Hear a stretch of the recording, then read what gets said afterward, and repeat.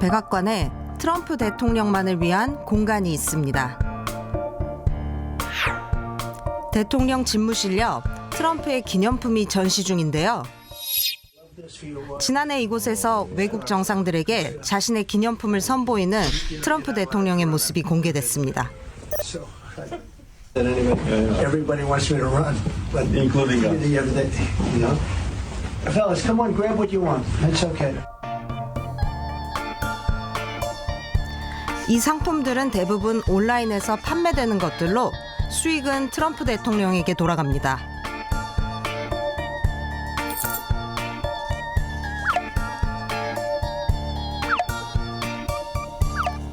이들의 로열티 수입만 수백만 달러.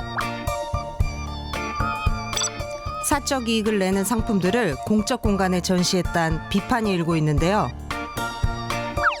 주식회사 백악관을 꿈꾸기라도 하는 걸까? 더 심각한 문제는 트럼프 대통령이 외교 무대에서도 사적 이익을 취했다는 비판을 받는다는 것입니다. 지난해 미국은 아랍에미리트에 엔비디아 칩 수출을 승인했습니다. 그런데 여기에 왕실과 트럼프 일가 회사 간 뒷거래가 있었다는 사실이 외신에 보도됐습니다. 의혹의 당사자는 셰이크 타운은 아랍에미리트 대통령의 친동생입니다.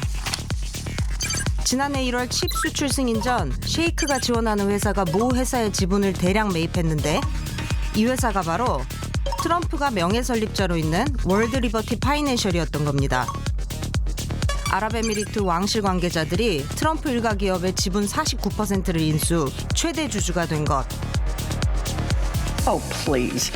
You know, President Trump's own son signed the deal for $500 million. An initial payment of $187 million was reportedly directed to flow to Trump family companies. 이어 트럼프 대통령은 아랍에미리트에 매년 50만 개씩 칩 수출을 승인합니다. 바이든 정부 때는 아랍에미리트로 수출하는 것을 엄격히 통제했는데요. 미 정보당국이 이들과 중국 기술기업 간 관계를 우려했기 때문입니다. 아랍에미리트 안보보좌관이기도 한 셰이크 타운은 별명은 스파이 셰이크라고 합니다. The President of the United States taking payments from foreign governments put in his own pockets. The White House has become a nonstop corruption machine. As the President of the United States so openly, so brazenly, so consistently worked to use the immense power of the presidency to enrich himself. 민주당은 칩 수출 결정을 철회하라고 요구 중입니다.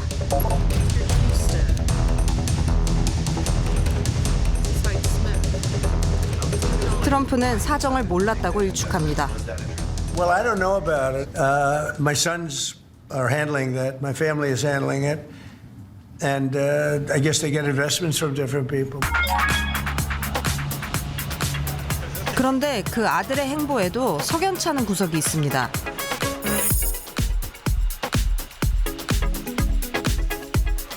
아버지가 문제의 칩 수출을 승인할 때 아들은 사업 홍보를 하고 다닌 건데요.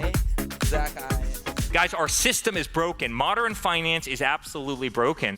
If they don't buy into it, if they don't embrace crypto right now, they're just going to be extinct. And that's why this project has the legs. That's why everybody's talking about world liberty. That's why everybody's talking about USD1. 트럼프 대통령이 외교 순방 중 중동 각국에서 사업 설명회를 연 아들. 가족들까지 대통령직의 이점을 한껏 누리는 듯합니다. 영부인도 예외는 아닙니다. 지난 1월 말 멜라니아에 대한 다큐멘터리가 개봉됐습니다. Here we go again. 트럼프의 2기 취임식 직전 20일간을 다룬 영화입니다. His legacy will be that of peacemaker. Peacemaker and defiant. 영부인 출연료만 2,800만 달러, 판권은 4천만 달러에 이릅니다.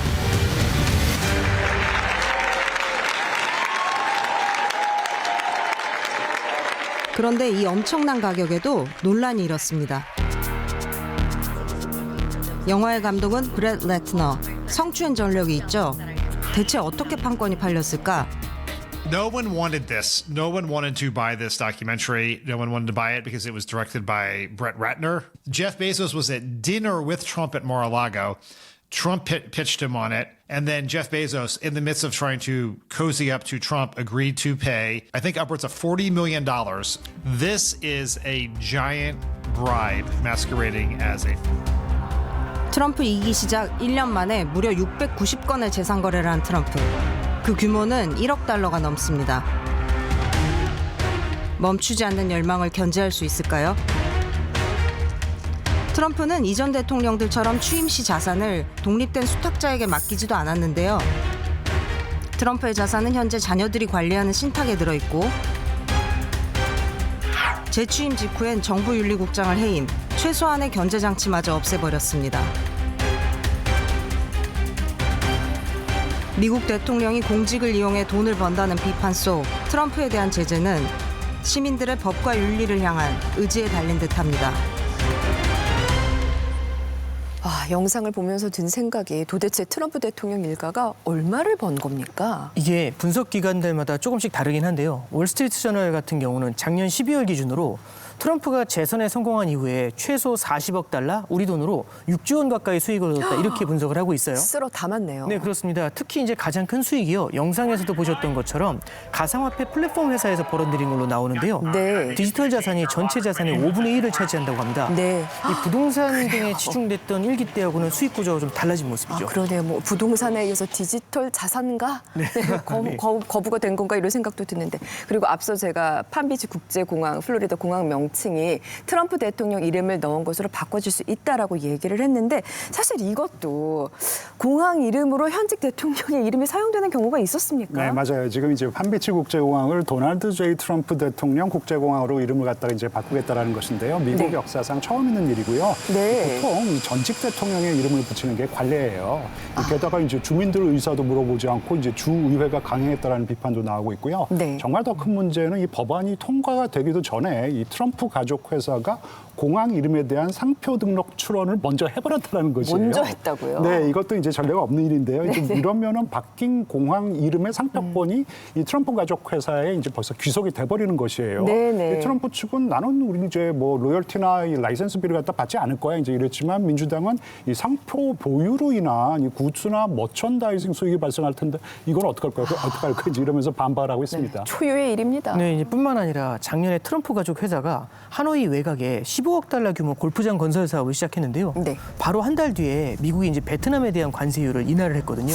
우연의 일치라고 보기에는 좀 그렇습니다. 네네. 그러니까 이게 이제 이런 식으로 이제 트럼프 대통령이 본인은 물론 가족이 투자한 분야하고 관련돼 가지고요. 네. 유리하게 판이 만들어지는 그런 상황이 자꾸 이제 생긴다. 이제 이런 겁니다. 그러네요. 그러면 안 되지 않습니까? 대통령직은 공직입니다. 당연하죠. 이렇게 고위공직자는요, 이 정부 정책이나 민감한 정보를 갖다 정말 쉽게 접할 수밖에 없기 때문에 이걸 이용해서 이 사익을 갖다가 추구해서는 안 되는 것이에요. 그럼 금하고 있는데요. 미국에서는 이 충돌 방지법으로 이걸 규제를 갖다 하고 있어요. 그런데 네. 이제 대통령과 부통령은 면제되고 있다라는 것이에요. 왜냐하면 이제 직무 수행의 효율성을 위해서 예외를 둔 건데요. 일을 열심히 하라고. 단지 이 백지 신탁 제도라고 해서 대통령의 자산을 신탁 회사에 맡겨서 이 대통령이 직접 자산 운용에 개입하지 못하게 하는데요. 이제 네. 이게 의무 조항은 아니에요. 네네. 그럼에도 1970년대 이후 미국 대통령들은 다 했고요. 빠짐없이 다 했고. 네, 그리고 이제 사적 이익을 취하지 않을 것이고 이제 네. 그렇게 보이는 행동도 하지 않겠다. 이런 윤리 서약을 다 했어요. 트럼프도 했나요?